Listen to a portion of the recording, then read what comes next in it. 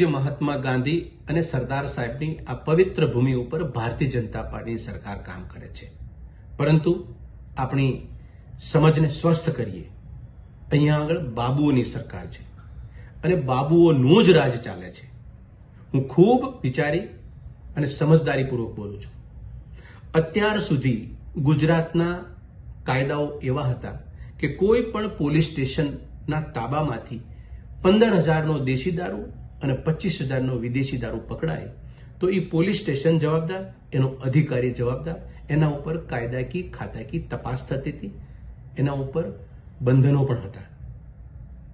આજે 2 દિવસ પહેલા આ ભાજપાની સરકારે, માફ કરજો, આ બાબુઓની સરકારે એક તગલગી નિર્ણય લીધો કે કોઈ પણ ગુજરાતના પોલીસ સ્ટેશનના તાબામાંથી 1 લાખ કરતા ઓછો દારૂ અને 2.5 લાખની કિંમતનો વિદેશી દારૂ પકડાય તો એમાં કોઈ પણ પોલીસ સ્ટેશન કે પોલીસ અધિકારી કે કર્મચારી જવાબદાર નહીં, એને મુક્ત કરી દીધા.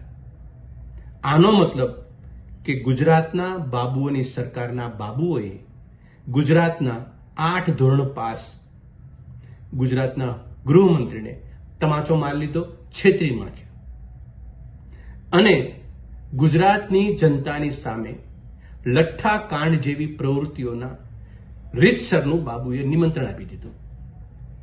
આ વાસ્તવિકતા છે. નશાબંધી કાયદો ગુજરાતમાં 2017 થી 19ની વચ્ચે આવ્યો. આ ભાજપાની સરકાર જ લાવી, બાબુઓની સરકાર જ લાવી. એ સમયે એક આંકડા મુજબ અમદાવાદ શહેરમાં 6,000 બુટલેગરોને ઉપર ફરિયાદ નોંધાયેલી, ગુના નોંધાયેલા. અને 2023માં કાયદો આવ્યા પછી 9,000 કરતા પણ વધુ ગુનાઓ બુટલેગરો ઉપર અમદાવાદ શહેરમાં માત્ર નોંધાણા.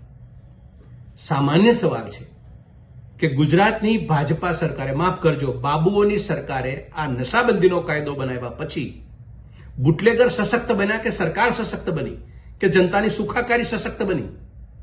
આ વાસ્તવિકતાના દર્શન ભાજપા સરકારને થતા નથી. એટલા માટે કહું છું કે અહીંયા બાબુઓની સરકાર ચાલે, બાબુઓનું રાજ ચાલે છે અને બાબુઓની મનમાની ચાલે છે. અને ભાજપાના આગેવાનો નતમસ્તક આ બાબુઓ સામે છે.